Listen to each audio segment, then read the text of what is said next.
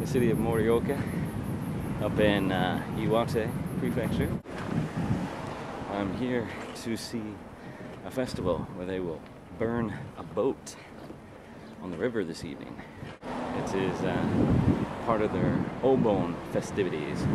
Obon is their festival of the dead, but it's not the gothic horror that you might think, like Halloween or something. Actually, what many people do is go to their hometowns and visit the graves of their ancestors and grandparents, relatives, and so on. Clean them and pray to them. They believe that the spirits of the ancestors come back. But these spirits are all good spirits, not evil ghosts or anything like that. Also, many places will have festivals. Typical is they'll do dances, known as Bonodori.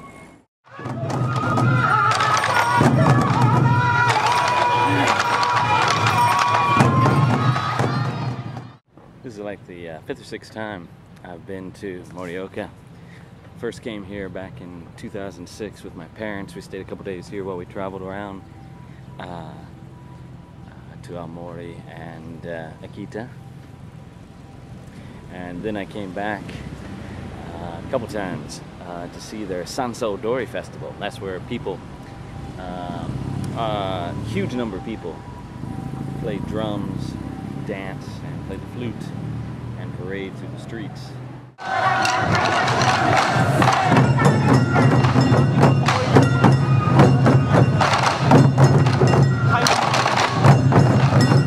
And this fellow behind me, with the bird Puki on his shoulder, is one of Morioka's famous native sons, Nitobe Inazo. I think I said that right. He was a doctor, and he also became famous for writing a book called The Soul of Bushido, about the samurai spirit.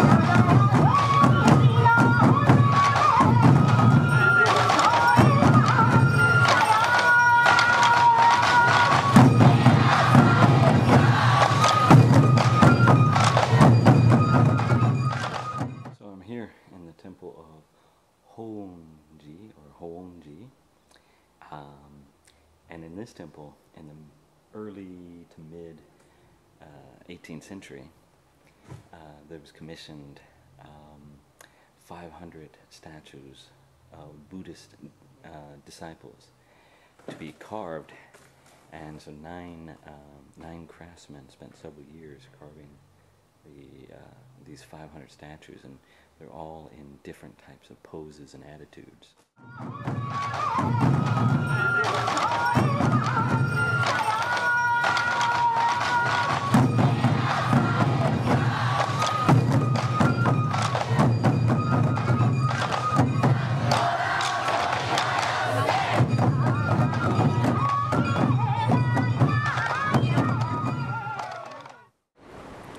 In the old days, well over 1,000 years ago, Morioka and Iwate used to be Indian country, so to say.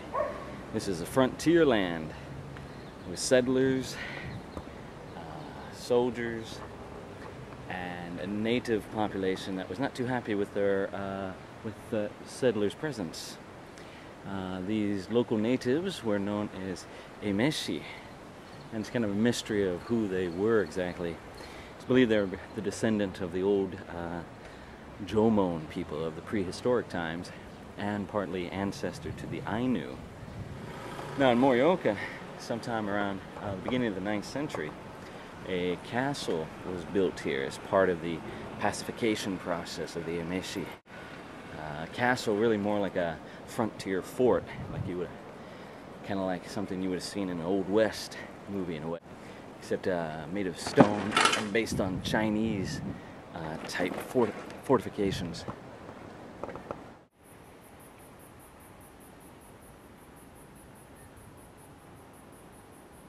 Several centuries later, the Nanbu Clan came here, but they moved up here in the around the mid to late 14th century.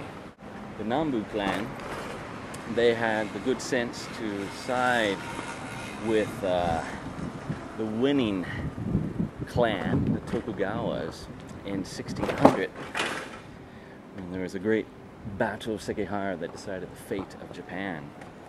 And because they did so, they were allowed to keep their possessions up here in Morioka, and they stayed up here until the end of the Shogun era. When Civil War broke out with the ending of the Shogun government, the Nanbu Clan at first was neutral, but then decided to join the old Shogun forces, which was a bit of a mistake for them because they lost a lot of their holdings when the war was over, and their side lost. However, later they got some back, and they were actually given the rank of Count under the new system of royalty in the Meiji government. What's interesting is, according to what I've read, the head of Yasukuni Shrine in Tokyo, the controversial Yasukuni Shrine, is a descendant of the Nanbu Clan. And another famous, or infamous, however you want to look at it, descendant of the Nanbu retainers was Hideki Tojo. You might remember him from World War II history.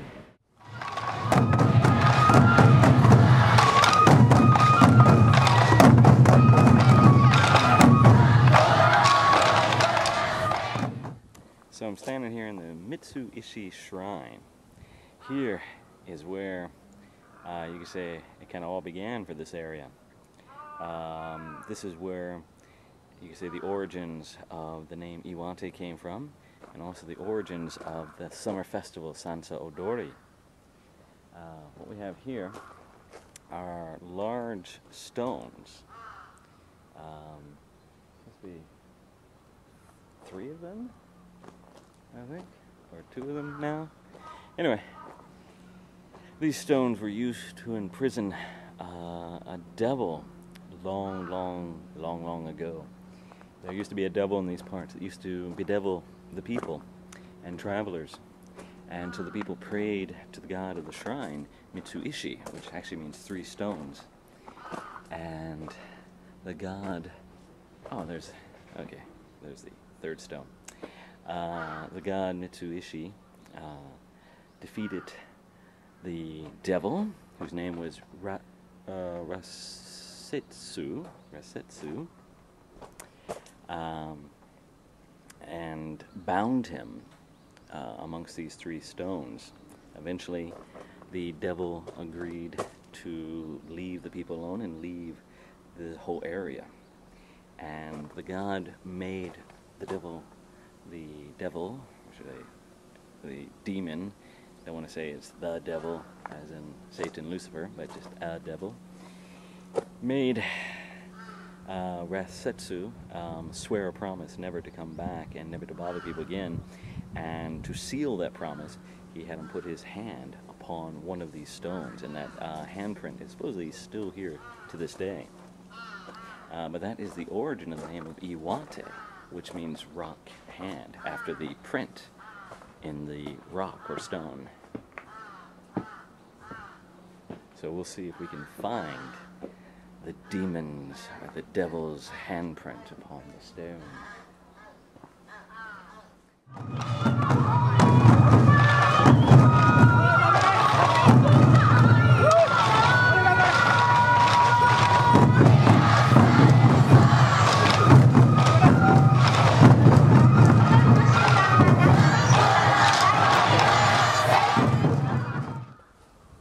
There they are. I don't know how I missed those.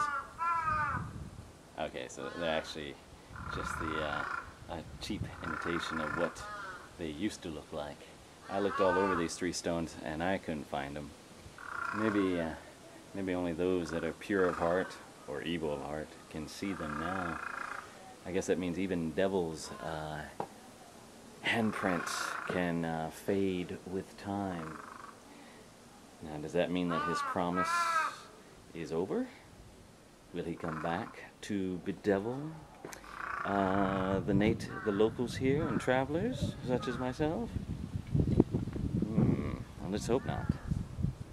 But when he originally was defeated and left this area, that was the beginning of the Sansa Odori festival. People put together the dancing festival in celebration of the devil's defeat.